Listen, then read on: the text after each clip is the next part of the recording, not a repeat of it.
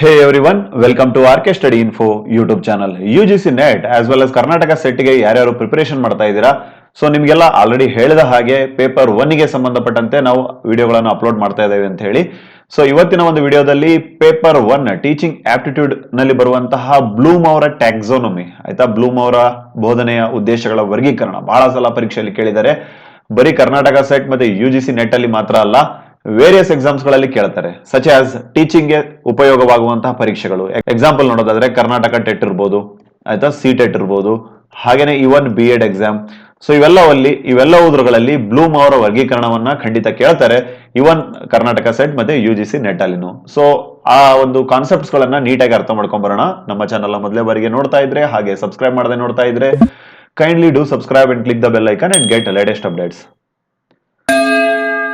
Okay friends, ನೋಡ್ತಾ ಇರಬಹುದು ನಮ್ಮ ಹಿಂದಿನ ಕ್ಲಾಸ್ ಅಲ್ಲಿ ಟೀಚಿಂಗ್ ಆಪ್ಟಿಟ್ಯೂಡ್ ಅಂದ್ರೆ ಏನು ಅಂತ ಹೇಳಿ ನಿಮ್ಗೆ ತಿಳಿಸ್ಕೊಟ್ಟಿದ್ವಿ.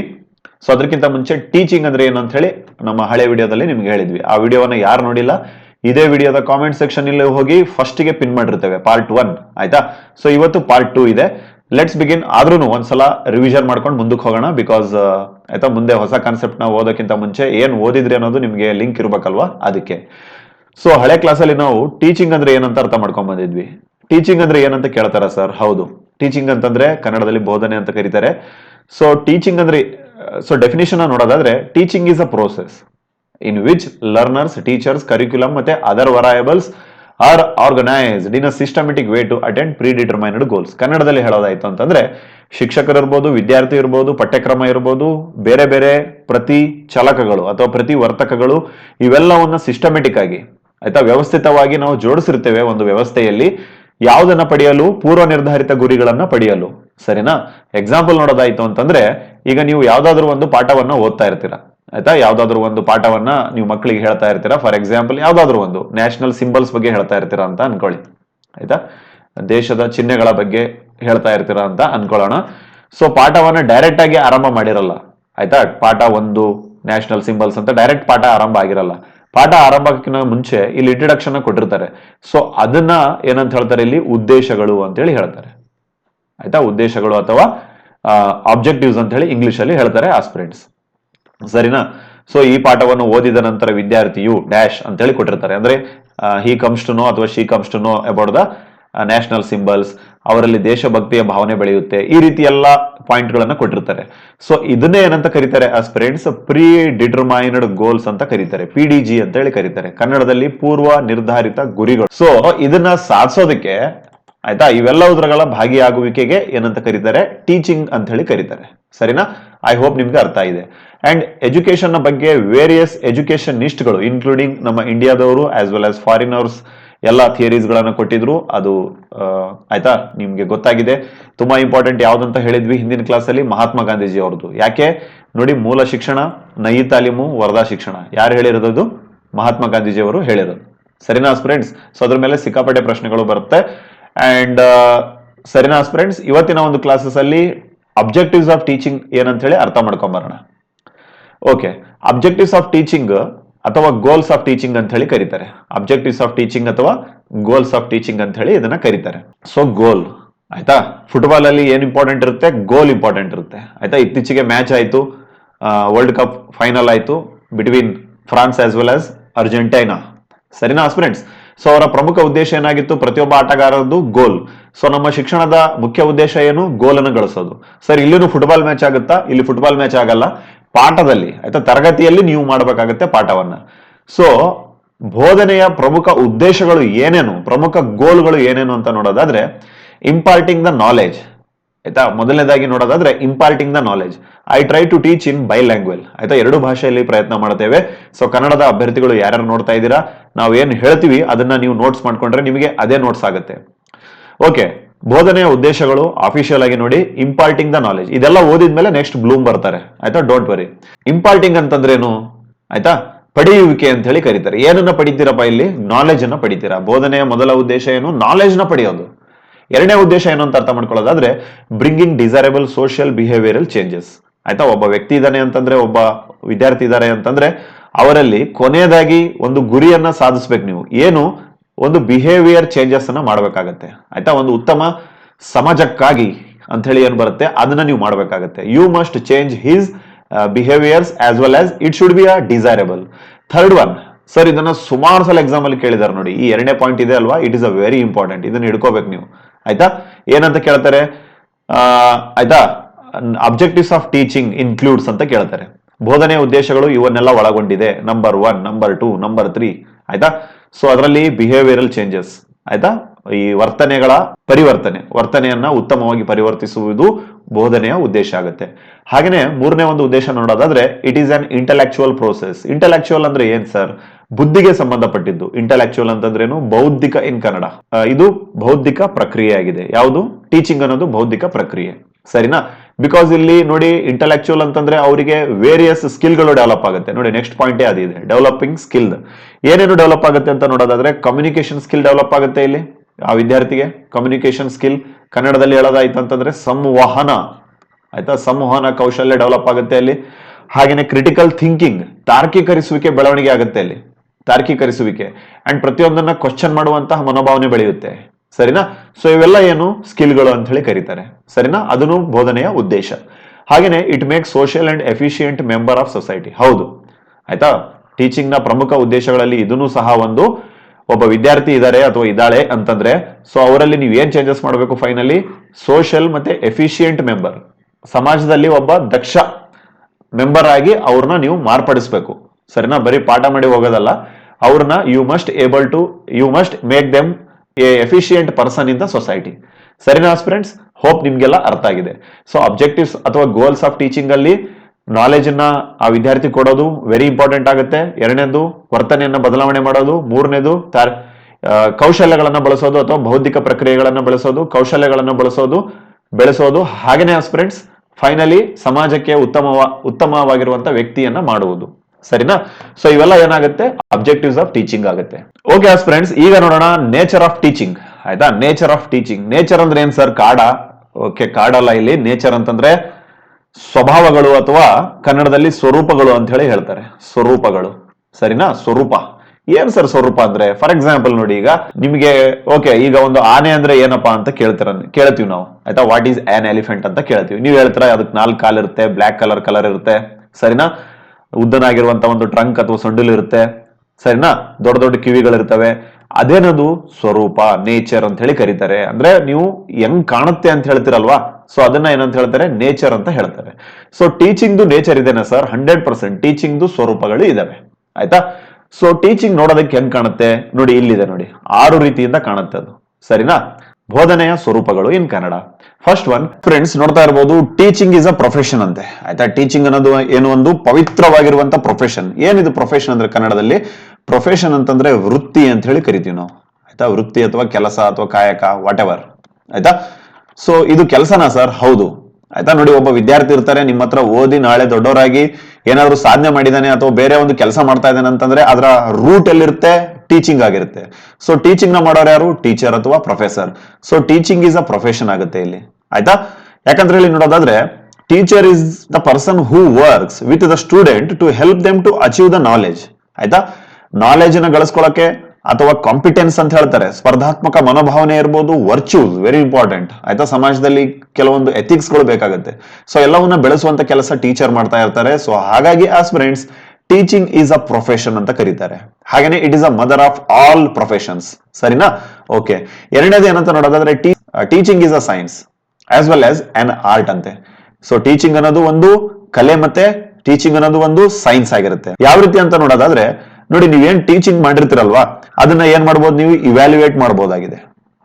ಇವ್ಯಾಲ್ಯೂಯೇಟ್ ಅಂತಂದ್ರೇನು, ಎಕ್ಸಾಮೈನ್ ಅಂತ ಹೇಳ್ತಾರೆ, ಪರೀಕ್ಷೆ ಮಾಡಬಹುದು, ಆಯ್ತಾ. ನೀವು ಏನಾದ್ರು ಪಾಠ ಮಾಡಿರ್, ಈಗ ನಾವು ನಿಮ್ಗೆ ಹೇಳ್ತಾ ಇದೀವಿ, ಸೊ ಕೊನೆಯದಾಗಿ ನಿಮಗೆ ಪ್ರಶ್ನೆ ಕೇಳ್ತೀವಿ ತಾನೆ, ಆಯ್ತಾ. ಇದರಿಂದ ಏನಾಗುತ್ತೆ, ಟೆಸ್ಟ್ ಮಾಡ್ದಂಗ ಆಗುತ್ತೆ. ಸೊ ಸೈನ್ಸ್ ಅಲ್ಲಿ ಪ್ರತಿಯೊಂದನ್ನ ನಾವು ಟೆಸ್ಟ್ ಮಾಡೋದ್ರ ಮೂಲಕ ನಂಬುತ್ತೇವೆ. ಟೀಚಿಂಗ್ನು ಅಷ್ಟೇ, ಆಯ್ತಾ. ಟೀಚಿಂಗ್ ನಾವು ಇವ್ಯಾಲ್ಯೂಯೇಟ್ ಮಾಡ್ತೇವೆ ಮತ್ತೆ ಎಕ್ಸಾಮೈನ್ ಮಾಡ್ತೇವೆ. ಮೂರನೇದನ್ನ ನೋಡೋದಾದ್ರೆ, it is an interaction. Interaction ಅಂತಂದ್ರೇನು, ಕನ್ನಡದಲ್ಲಿ ಪರಸ್ಪರ ಪ್ರಕ್ರಿಯೆ ಇದು, ಆಯ್ತಾ. ಪರಸ್ಪರ ಕ್ರಿಯೆ ಆಗಿರುತ್ತೆ, ಸರಿನಾ.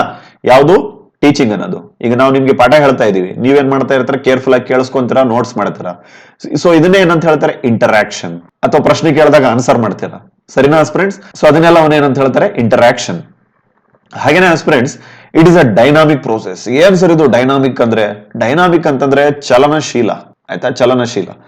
ಏನಂತಂದ್ರೆ ನೋಡಿ, ಯಾಕೆ ಇದರಲ್ಲಿ ಏನಾದ್ರೂ ಮೂವ್ಮೆಂಟ್ ಆಗುತ್ತಾ ಸರ್? ಹೌದು, ಬಿಕಾಸ್ ನೋಡೋದಾದ್ರೆ ಪೀಪಲ್ ಆರ್ ಆಕ್ಟಿವ್ ಆಗಿರ್ತಾರೆ ಇದರಲ್ಲಿ.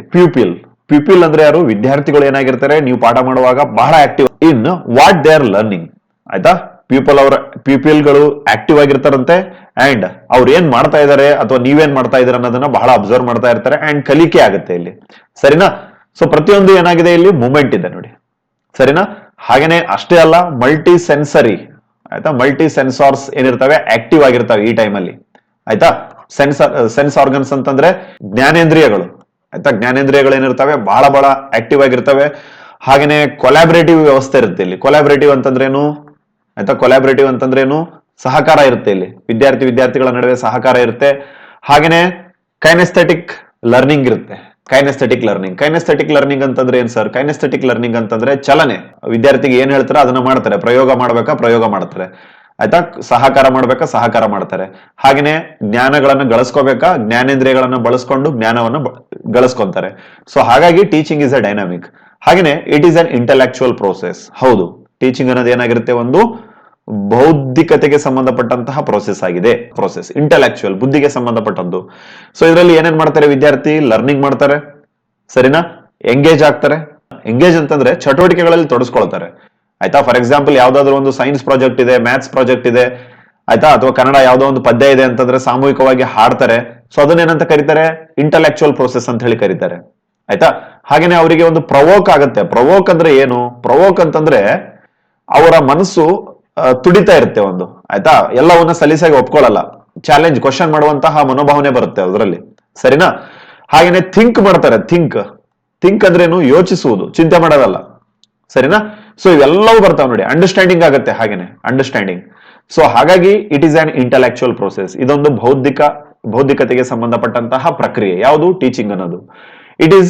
ಇಟ್ ಹ್ಯಾಸ್ ಡಿಫರೆಂಟ್ ಲೆವೆಲ್ಸ್, ಆಯ್ತಾ. ಟೀಚಿಂಗಿಗೆ ಬೇರೆ ಬೇರೆ ಲೆವೆಲ್ಗಳು ಇರ್ತವೆ, ಆಯ್ತಾ. ನೆಕ್ಸ್ಟ್ ಕ್ಲಾಸಸ್ ಅಲ್ಲಿ ಹೇಳ್ತೀವಿ ನಿಮಗೆ. ಟೀಚಿಂಗಿಗೆ ಮುಖ್ಯವಾಗಿ ಮೂರು ಲೆವೆಲ್ಗಳು ಇರ್ತವೆ. ಮೆಮೊರಿ ಲೆವೆಲ್, ಅಂಡರ್ಸ್ಟ್ಯಾಂಡಿಂಗ್ ಲೆವೆಲ್ ಮತ್ತೆ ರಿಫ್ಲೆಕ್ಟಿವ್ ಲೆವೆಲ್ ಅಂತ ಹೇಳಿ, ಆಯ್ತಾ. 3 ಲೆವೆಲ್ಗಳು ಬರ್ತವೆ ಟೀಚಿಂಗಿಗೆ. ಎಷ್ಟು ಲೆವೆಲ್ಸ್ಗಳು ಬರ್ತವೆ? 3 ಲೆವೆಲ್ಗಳು ಬರ್ತವೆ, ಆಯ್ತಾ. 3 levels are there. First one memory level, ಹಾಗೇನೆ ಸೆಕೆಂಡ್ ಒನ್ ಅಂಡರ್ಸ್ಟ್ಯಾಂಡಿಂಗ್ ಲೆವೆಲ್, ಮೂರನೇದು ಯಾವುದು? ರಿಫ್ಲೆಕ್ಟಿವ್ ಲೆವೆಲ್, ಸರಿನಾ. ಇದನ್ನ ಕನ್ನಡದಲ್ಲಿ ಹೇಳ್ತೀವಿ ನೆಕ್ಸ್ಟ್ ಕ್ಲಾಸಸ್ ಅಲ್ಲಿ. ಸೊ ನಿಮ್ಗೆ ಗೊತ್ತಾಯ್ತು ನೇಚರ್ ಆಫ್ ಟೀಚಿಂಗ್ ಯಾವ ರೀತಿ ಇರುತ್ತೆ ಅಂತ ಹೇಳಿ. ಟೀಚಿಂಗ್ ಅನ್ನೋದು ಒಂದು ಪ್ರೊಫೆಷನ್ ಆಗಿದೆ. ಟೀಚಿಂಗ್ ಅನ್ನೋದು ಸೈನ್ಸ್ ಮತ್ತೆ ಆರ್ಟ್ ಆಗಿದೆ. ಹಾಗೇನೆ ಟೀಚಿಂಗ್ ಅನ್ನೋದು ಒಂದು ಪರಸ್ಪರ ಪ್ರಕ್ರಿಯೆ, ಡೈನಾಮಿಕ್ ಪ್ರಕ್ರಿಯೆ, ಇಂಟೆಲೆಕ್ಚುಯಲ್ ಪ್ರಕ್ರಿಯೆ, ಹಾಗೇನೆ ಬೇರೆ ಬೇರೆ ಲೆವೆಲ್ಗಳು ಇರ್ತವೆ. ಮುಖ್ಯವಾಗಿ 3 ಲೆವೆಲ್ಗಳು ಅಂತ ಹೇಳಿ ಅರ್ಥ ಆಯ್ತು. ಓಕೆ ಫ್ರೆಂಡ್ಸ್, ಏನೇನು ಓದಿದೀವಿ ಅಂತ ಹೇಳಿ ಗೊತ್ತಾಯ್ತು. ಒಂದನೇದಾಗಿ ಅಬ್ಜೆಕ್ಟಿವ್ಸ್ ಆಫ್ ಟೀಚಿಂಗ್ ಗೊತ್ತಾಯ್ತು. ಬೋಧನೆಯ ಉದ್ದೇಶಗಳು ಓದಿದ್ರಿ, ಅಥವಾ ಗೋಲ್ ಅಂತ ಹೇಳಿದ್ವಲ್ವಾ, ಅದು ಓದಿದ್ರಿ, ಸರಿನಾ. ಅಂಡ್ ಎರಡನೇದು ನೇಚರ್ ಆಫ್ ಟೀಚಿಂಗ್ ನ ಓದಿದ್ರಿ, ಅಂದ್ರೆ ಬೋಧನೆಯ ಸ್ವರೂಪಗಳನ್ನ ಓದಿದ್ರಿ, ಸರಿನಾ, ಸ್ವರೂಪಗಳು. ಸೊ ಈಗ ಓದೋಣ ಫ್ರೆಂಡ್ಸ್, ಮೂರನೇ ಬಹಳ ಇಂಪಾರ್ಟೆಂಟ್ ಟಾಪಿಕ್, ವರಯಬಲ್ಸ್ ಆಫ್ ಟೀಚಿಂಗ್ ಅಂತ ಹೇಳಿ ಕರೀತಾರೆ.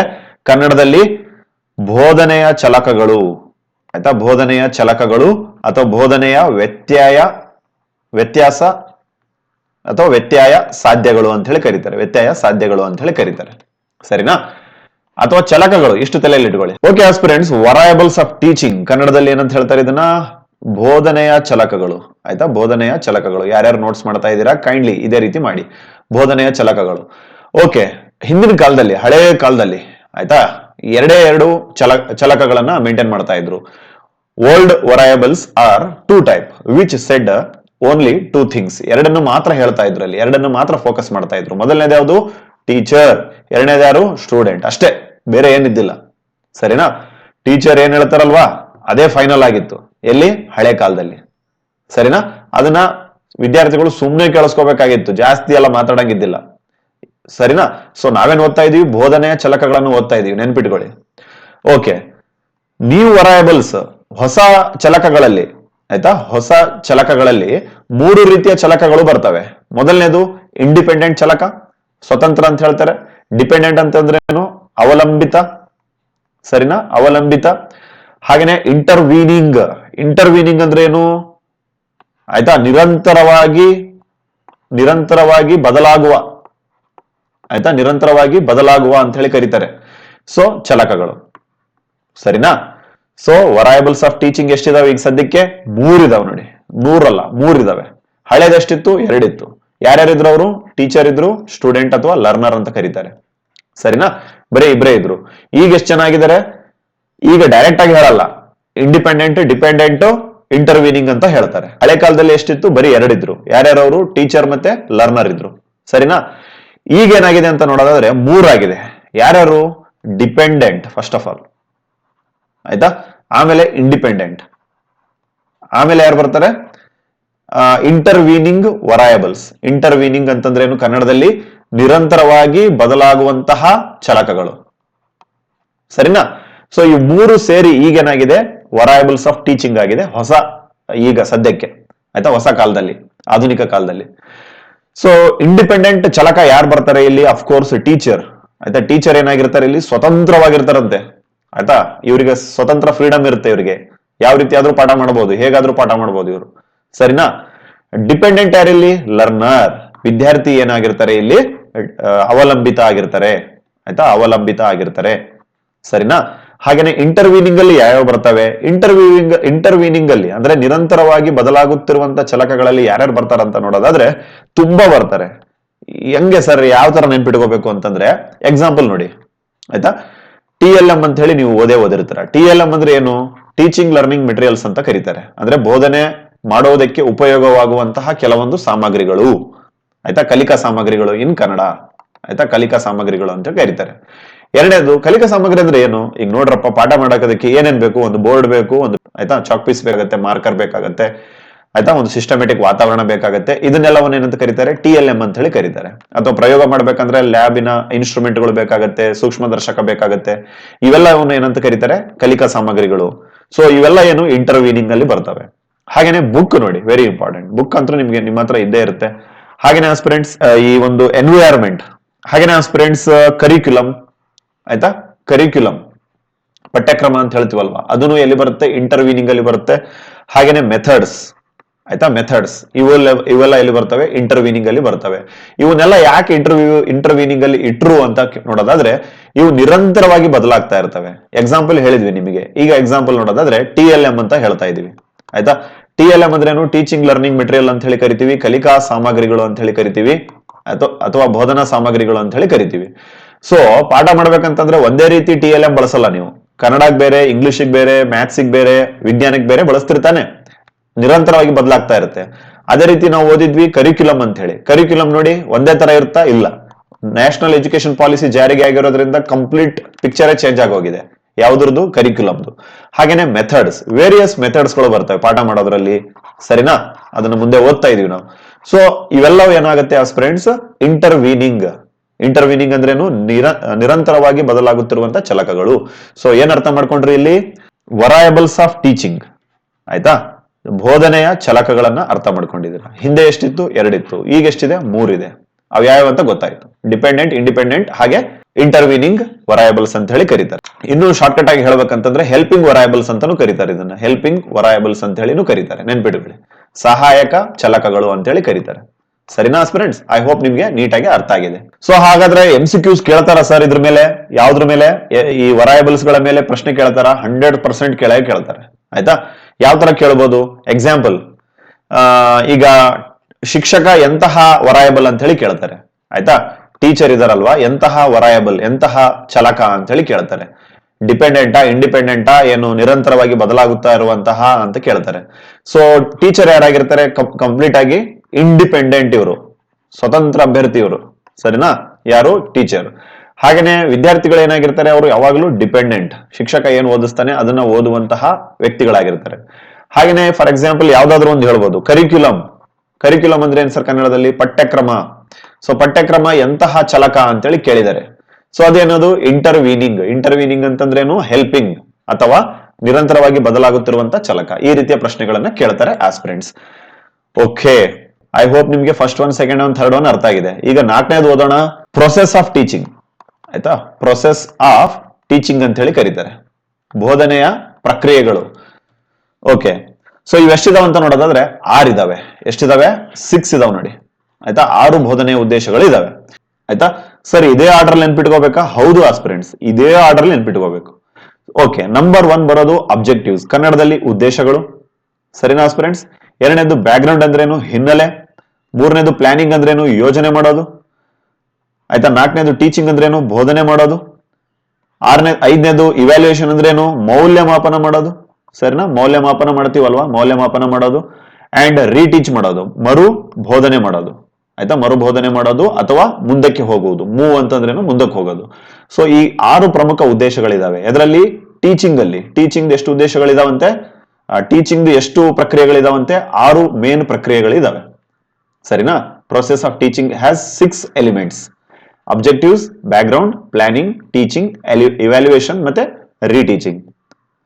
ಓಕೆ ಫ್ರೆಂಡ್ಸ್, ಅಬ್ಜೆಕ್ಟಿವ್ಸ್ ಅಂತಂದ್ರೆ ಏನು ಅಂತ ಅರ್ಥ ಮಾಡ್ಕೊಳ್ಳೋದಾದ್ರೆ ಉದ್ದೇಶಗಳು. ಆಯ್ತಾ, ಏನು ಮಾಡಬೇಕು. ಫಾರ್ ಎಕ್ಸಾಂಪಲ್, ನೀವು ಒಂದು ಪಾಠ ಮಾಡ್ತಾ ಇದ್ದೀರಾ ಅಂತಂದ್ರೆ ಫಸ್ಟ್ ಆಫ್ ಆಲ್ ನೀವು ಯೋಚನೆ ಮಾಡ್ತೀರಾ, ನೀವು ಯಾಕೆ ಪಾಠ ಮಾಡ್ತಾ ಇದ್ದೀರಾ ಅದನ್ನ ಯೋಚನೆ ಮಾಡ್ಬೇಕಾಗತ್ತೆ. ಆಯ್ತಾ. ಫಾರ್ ಎಕ್ಸಾಂಪಲ್, ಯಾವ್ದಾದ್ರು ಒಂದು ಒಂದು ಪಾಠ ಮಾಡ್ತಾ ಇರ್ತೀರಾ ಯಾವ್ದಾದ್ರು ಒಂದು ಟಾಪಿಕ್ ನ ಮೇಲೆ. ಸೊ ಅದು ಕಾನ್ಸೆಪ್ಟ್ ವಿದ್ಯಾರ್ಥಿಗೆ ಅರ್ಥ ಆಗ್ಬೇಕು ಅನ್ನುವುದು ಅಬ್ಜೆಕ್ಟಿವ್ ಆಗಿರುತ್ತೆ. ಆಯ್ತಾ. ಅದನ್ನೇ ಏನಂತ ಹೇಳ್ತಾರೆ, ಉದ್ದೇಶ ಅಂತ ಹೇಳ್ತಾರೆ. ಆಯ್ತಾ. PDG ಅಂತ ಹೇಳಿದ್ವಲ್ವಾ, ಪಿ ಡಿಟರ್ಮೈನ್ಡ್ ಗೋಲ್ಸ್. ಸೊ ಅದನ್ನೇನಂತ ಕರೀತಾರೆ ಇಲ್ಲಿ, ಅಬ್ಜೆಕ್ಟಿವ್ಸ್. ಸೊ ನೀವು ಏನೇ ಪಾಠ ಮಾಡಿ ಅದರ ಮೊಟ್ಟ ಮೊದಲ ಪ್ರಕ್ರಿಯೆ ಯಾವ್ದಾಗಿರುತ್ತೆ, ಉದ್ದೇಶವನ್ನ ಈಡೇರಿಸ್ಕೊಳ್ಳೋದು. ಸರಿನಾ. ಉದ್ದೇಶ. ಈಗ ನಾವು ನಿಮ್ಗೆ ಪಾಠ ಮಾಡ್ತಾ ಇದೀವಲ್ವಾ, ಅದ್ರ ಉದ್ದೇಶ ಏನು, ನಿಮಗೆ ಟೀಚಿಂಗ್ ಆಪ್ಟಿಟ್ಯೂಡ್ ನೀಟಾಗಿ ಅರ್ಥ ಆಗ್ಬೇಕು ಅನ್ನೋದು ನಮ್ಮ ಉದ್ದೇಶ ಆಗಿರುತ್ತೆ. ಸೊ ನಂಬರ್ 1 ಯಾವುದು, ಅಬ್ಜೆಕ್ಟಿವ್ಸ್, ಉದ್ದೇಶ. ಎರಡನೇದೇನು, ಬ್ಯಾಕ್ ಗ್ರೌಂಡ್. ಓಕೆ ಫ್ರೆಂಡ್ಸ್, ಎರಡನೇದನ್ನ ಅರ್ಥ ಮಾಡ್ಕೊಳ್ಳೋದಾದ್ರೆ ಬ್ಯಾಕ್ ಗ್ರೌಂಡ್ ಅಂತ ಹೇಳಿ ಕರಿತೀವಿ. ಆ ವಿದ್ಯಾರ್ಥಿಯ ಬ್ಯಾಕ್ ಗ್ರೌಂಡ್ ಅನ್ನ ಅರ್ಥ ಮಾಡ್ಕೋಬೇಕು. ಏನು ಬ್ಯಾಕ್ ಗ್ರೌಂಡ್ ಅಂದ್ರೆ ಅವ್ರ ಮನೆಗೆ ಹೋಗಿ ಯಾರ್ಯಾರು ಇದಾರೆ ಅಂತ ನೋಡ್ಬೇಕಾ, ಇಲ್ಲ. ಸರಿನಾ. ಬ್ಯಾಕ್ ಗ್ರೌಂಡ್ ಅಂತಂದ್ರೆ ಆ ವಿದ್ಯಾರ್ಥಿ ಈಗ ಎಷ್ಟರ ಮಟ್ಟಿಗೆ ಅರ್ಥ ಮಾಡ್ಕೊಂಡಿದ್ದಾರೆ, ಆಯ್ತಾ, ಅವರ ಕರೆಂಟ್ ಸ್ಟೇಟಸ್ ಏನು ಅದನ್ನ ಅರ್ಥ ಮಾಡ್ಕೋಬೇಕು. ಸರಿನಾ. ಈಗ ಎಷ್ಟು ಓದಿದಾನೆ, ಈಗ ಹೊಸ ಟಾಪಿಕ್ ನ ಹೇಳಿದ್ರೆ ನಿಮ್ಗೆ ಅರ್ಥ ಆಗುತ್ತಾ ಇಲ್ಲ, ಅದನ್ನ ಅರ್ಥ ಮಾಡ್ಕೊಳ್ಳುವಂತ ಕೆಪಾಸಿಟಿ ಇರಬೇಕಾಗತ್ತೆ. ಸೊ ಎರಡನೇದೇನು, ಬ್ಯಾಕ್ ಗ್ರೌಂಡ್, ಹಿನ್ನೆಲೆ. ಓಕೆ, ಉದ್ದೇಶ ಗೊತ್ತಾಗಿದೆ, ಬ್ಯಾಕ್ ಗ್ರೌಂಡ್ ಗೊತ್ತಾಗಿದೆ. ಮೂರನೇದು ಯಾವ್ದೀಗ, ಪ್ಲಾನ್ ಮಾಡ್ತೀರಾ ನೀವು. ಆಯ್ತಾ, ಯೋಜನೆಯನ್ನ ಮಾಡ್ತೀರಾ. ಸರಿನಾ. 50 ರಿಂದ 60 ವಿದ್ಯಾರ್ಥಿಗಳು ಇರ್ತಾರೆ. ಸೊ ಎಲ್ಲರೂ ಒಂದೇ ತರ ಇರ್ಬೇಕಂತ ಹೇಳಿ ಏನ್ ರೂಲ್ಸ್ ಇಲ್ಲ, ಎಲ್ಲರದು ಬೇರೆ ಬೇರೆ ಮೈಂಡ್ ಸೆಟ್ ಇರುತ್ತೆ. ಸೊ ಎಲ್ಲರಿಗೆ ಅರ್ಥ ಆಗುವ ಹಾಗೆ ನೀವೇನ್ ಮಾಡ್ಬೇಕಾಗತ್ತೆ, ಒಂದು ಪ್ಲಾನ್ ಅನ್ನ ಮಾಡ್ಕೋಬೇಕಾಗತ್ತೆ, ಲೆಸನ್ ಪ್ಲಾನ್ ಅನ್ನ ಮಾಡ್ಕೋಬೇಕಾಗತ್ತೆ. ಸರಿನಾ. ಅದು 3ನೇ ಪ್ರೊಸೆಸ್ ಆಫ್ ಟೀಚಿಂಗ್. 4ನೇ ಪ್ರೊಸೆಸ್ ಆಫ್ ಟೀಚಿಂಗ್ ನ ನೋಡೋದಾದ್ರೆ ಬೋಧನೆ ಮಾಡೋದು. ಟೀಚಿಂಗ್ ನ ಸ್ಟಾರ್ಟ್ ಮಾಡ್ಬಿಡೋದು, ಬೋಧನೆಯನ್ನ ಆರಂಭ ಮಾಡೋದು. ಸರಿನಾ. ಪಾಠವನ್ನ ಆರಂಭ ಮಾಡೋದು. 5ನೇದೇನು, ಉದ್ದೇಶವನ್ನ ಅರ್ಥ ಮಾಡ್ಕೊಂಡಿದ್ದೀರಾ, ಬ್ಯಾಕ್ ಗ್ರೌಂಡ್ ಅನ್ನ ಅರ್ಥ ಮಾಡ್ಕೊಂಡಿದ್ದೀರಾ, ಯೋಜನೆಯನ್ನ ಹಾಕೊಂಡಿದ್ದೀರಾ, ಮತ್ತೆ ಬೋಧನೆಯನ್ನ ಮಾಡಿದ್ದೀರಾ. 5ನೇದೇನಂತ ನೋಡೋದಾದ್ರೆ ಇದನ್ನ ಮೌಲ್ಯಮಾಪನ ಮಾಡೋದು. ಓಕೆ, ಬೋಧನೆ ಮಾಡೋದೆಲ್ಲ ಮುಗೀತು. ನೆಕ್ಸ್ಟ್ ಏನ್ ಮಾಡ್ತೀರಾ ನೀವು, ಅದನ್ನ ಮೌಲ್ಯಮಾಪನ ಮಾಡ್ತೀರಾ. ಯಾವ ರೀತಿ ಮಾಡ್ತೀರಾ, ವೇರಿಯಸ್ ಪ್ರಶ್ನೆಗಳನ್ನ ಕೇಳ್ತೀರಾ, MCQs ಗಳನ್ನ ಕೇಳ್ತೀರಾ, ವಾಟ್ ಎವರ್ ಆಪ್ಟಿಟ್ಯೂಡ್ ಗಳನ್ನ ಕೇಳ್ತೀರಾ. ಸರಿನಾ. ಅಂಡ್ ಫೈನಲಿ ಏನ್ ಮಾಡ್ತೀರಾ, ಅರ್ಥ ಆಗ್ಲಿಲ್ಲ ಅಂತಂದ್ರೆ ಇನ್ನೊಂದ್ಸಲ ರೀಟೀಚ್ ಮಾಡ್ತೀರಾ. ಅರ್ಥ ಆಯ್ತಾ, ಮುಂದಕ್ಕೆ ಹೋಗ್ಬಿಡ್ತೀರಾ. ಸರಿನಾ ಫ್ರೆಂಡ್ಸ್. ಇವೆಲ್ಲ ಏನು, ಪ್ರೊಸೆಸ್ ಆಫ್ ಟೀಚಿಂಗ್. ಸರಿನಾ. ಸೊ ಇದನ್ನ ಯಾವ ತರ ನೀವು ನೆನ್ಪಿಟ್ಕೋಬೇಕು ಅಂತಂದ್ರೆ ಒಂದು ಶಾರ್ಟ್ ಕಟ್ ಆಗಿ ಅರ್ಥ ಮಾಡ್ಕೋಬಹುದು. ಯಾವ ರೀತಿ, OBPTERM ಅಂತ ಹೇಳಿ. ಆಯ್ತಾ. OBPTERM ಏನಿದು, ಪ್ರೊಸೆಸ್ ಆಫ್ ಟೀಚಿಂಗ್, ಬೋಧನೆಯ ಉದ್ದೇಶಗಳು. ಸರಿನಾ ಫ್ರೆಂಡ್ಸ್. O ಅಂದ್ರೇನು, ಅಬ್ಜೆಕ್ಟಿವ್ಸ್. B ಅಂದ್ರೇನು, ಬ್ಯಾಕ್ ಗ್ರೌಂಡ್ ಅರ್ಥ ಮಾಡ್ಕೊಳ್ಳೋದು, ಬ್ಯಾಕ್ ಗ್ರೌಂಡ್. ಸರಿನಾ. P ಅಂದ್ರೇನು, ಪ್ಲಾನ್ ಮಾಡೋದು. T ಅಂದ್ರೇನು, ಟೀಚ್ ಮಾಡೋದು, ವೆರಿ ಇಂಪಾರ್ಟೆಂಟ್ ಕೆಲಸ.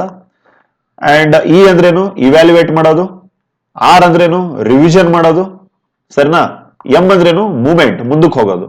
So OBP term. ಆಯ್ತಾ.